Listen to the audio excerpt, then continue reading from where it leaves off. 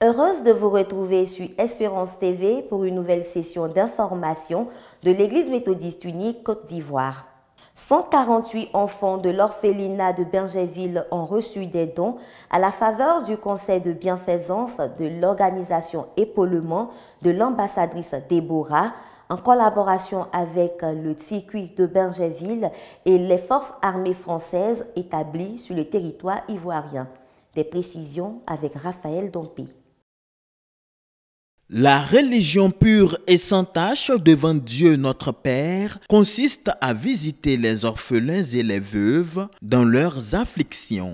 Ce passage biblique contenu dans Jacques chapitre 1, verset 27, a été mis en application le dimanche 30 avril 2023 à l'orphelinat de Bingerville. 148 enfants de ce centre d'accueil ont reçu des dons en vivres et non-vivres. La cérémonie de remise des dons est l'œuvre de la structure Épaulement Organisation de l'ambassadrice chantre Déborah. Je tiens à dire merci à la conférence, merci au bishop, merci à tous nos donateurs. Nous avons organisé cette activité au sein de l'orphelinat pour dire que ces enfants qui sont ici aussi ont besoin de nous, ont besoin d'être évangélisés, ont besoin de notre soutien, de notre appui. Et la mission continue, ça continue.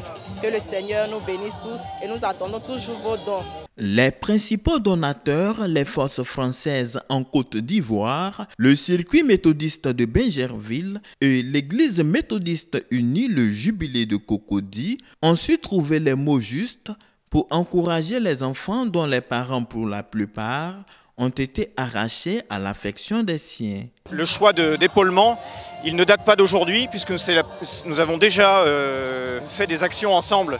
Le fait de se tourner vers la jeunesse et notamment vers les orphelins, c'est très important. Nous sommes venus avec 148 kits sanitaires dans lesquels les enfants trouveront des biens d'hygiène quotidienne, une serviette, brosse à dents, dentifrice, pourront être distribués en signe de notre aide et de notre investissement en Côte d'Ivoire, pas que au profit des forces armées de Côte d'Ivoire, mais aussi au profit de la Côte d'Ivoire en général.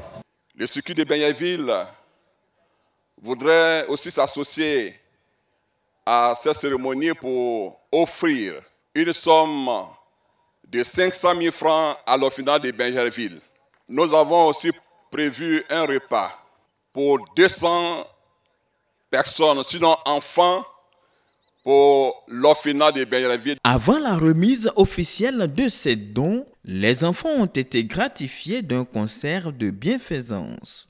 La chantre Déborah, la chorale liturgique Jubilé de Cocody et plusieurs autres chantres chrétiens se sont succédés sur la scène pour l'édification des enfants et de leurs encadreurs. Au nom de l'administration de l'orphelinat, Assa Jocelyne, chef du personnel, a remercié les bienfaiteurs pour l'accompagnement des enfants dans l'éducation en Côte d'Ivoire. C'est vraiment un honneur pour nous de recevoir ce parterre de personnes, de personnalités venues soutenir l'œuvre d'éducation, d'encadrement. C'est grâce à vous que l'éducation pour ces enfants et l'insertion devient facile et que la vie devient douce pour eux. Que Dieu vous bénisse chacun. À travers ce don de Épaulement Organisation, c'est une bouffée d'oxygène qui souffle désormais sur la vie de ces enfants. Toujours dans l'adoration et la louange, le grand rendez-vous de prière et d'adoration du district Abidjan Nord, dénommé Festival de Grâce, a démarré et continue de toucher des vies. Le dimanche 30 avril dernier, Emmanuel Abalé y était pour le compte de Espérance TV. Voici son récit. Ce dimanche 30 avril 2023 s'est tenue la 3e édition du Festival de Grâce, programme d'enseignement et de prière, organisé par le district d'Abidjan Nord. Après l'étape du circuit de Bingerville, c'est au tour du temple Canaan de Cocody Angré d'accueillir ce festival. Le bonheur et la grâce m'accompagneront tous les jours de ma vie. Tel a été le thème traité par le bishop José Rossa, pasteur hôte aux fidèles méthodistes de la dite communauté. Pour l'orateur, les secrets d'une vie heureuse résident en 9 étapes, entre autres l'amour, la crainte de Dieu et la confession des péchés. Frère, le bonheur et la grâce marchent avec toi quand tu as fait de l'éternel ton berger. que les esprits de mort seront impuissants. Pourquoi il y a absence d'esprit de mort? On est heureux. David n'était pas un petit monsieur, mais c'était un grand homme. Et quand on s'approchait de lui, on lui disait que David, tu t'es mal pour lui. Il s'inclinait, il disait je prie. Sans la reconnaissance des fautes dans notre vie, nous ne serons jamais heureux. Parce que les fautes accumulées amènent le malheur dans ta vie. Des moments de prière et des offrandes spéciales ont été les points focaux de ce culte dominical. L'élévation, des succès, des bénédictions, couronner le succès. Au nom de Jésus. Très fort, au nom de Jésus. C'est un peuple enrichi qui ressort de ce temps d'édification. On peut retenir comme aspect fort de ce message la caractéristique de la vie de David, qui était un homme complet, un homme parfait, un homme béni, un homme heureux, un homme qui était bien entouré. Que ce temps de grâce se répande sur toute la communauté de Canaan, sur toutes les familles, sur tous les membres, sur toutes les religions. Notons que le Festival de Grâce a débuté le 23 avril 2023 et se poursuit jusqu'au 7 mai 2023 avec des moments d'édification chaque soir de 18h30 à 20h30 dans toutes les églises du district Abidjan-Nord.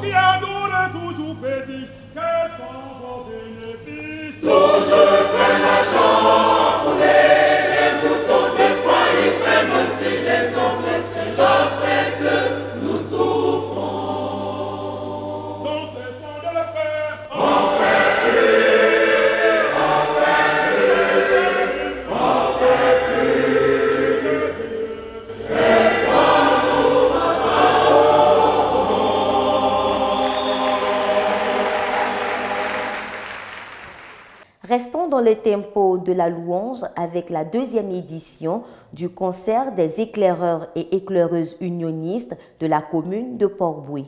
Une rencontre qui a vu la prestation de plusieurs chantres et chorales, le reportage de Raphaël Dompi. La deuxième édition du concert de louange et d'adoration dénommé Oracle s'est tenue le dimanche 30 avril 2023 au temple Emmanuel de Port-Bouët 1 dans le district Abidjan Sud. Cette activité est l'œuvre des éclaireuses et éclaireurs unionistes du circuit de Port-Bouët. Constitués en chorale, ces soldats du Christ ont fait montre de leur talent musical.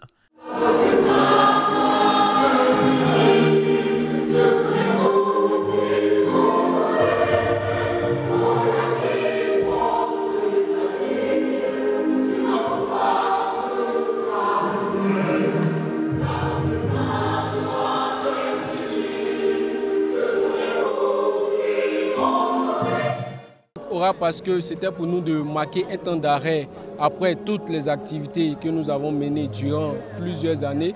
C'était pour nous l'occasion de pouvoir se rapprocher plus de Dieu afin de lui témoigner notre grâce, notre infini amour pour tout ce qu'il a fait pour nous. Et c'était encore l'occasion pour nous de pouvoir montrer le talent que nous, en tant que scouts, on pouvait montrer ou pour pouvoir impacter les personnes de nos différentes communautés. Au cours de ce concert, plusieurs chantres, chorales de jeunesse du dit district et celles des communautés sœurs ont apporté une touche particulière à ce moment de réjouissance. Ma joie est grande parce que les scouts sont des hommes de foi, des hommes qui adorent le Seigneur et nous croyons que notre passage à ce concert a été bénéfique pour nous dans le sens que nous repartons avec des grâces infinies. C'est une fierté pour nous de participer à ce type d'événement et que ce soit organisé en fait par des scouts. C'est vraiment intéressant pour eux d'organiser en fait des occasions où les jeunes peuvent profiter en fait pour célébrer le Seigneur. Et nous voulons les féliciter et les encourager et nous espérons vraiment être là à la prochaine édition et glorifier le Seigneur Jésus-Christ ensemble. La veille de cet événement, ces scouts méthodistes ont mené des actions communautaires, notamment une couche de peinture apportée à la façade de l'église méthodiste Emmanuel de Port-Bouët.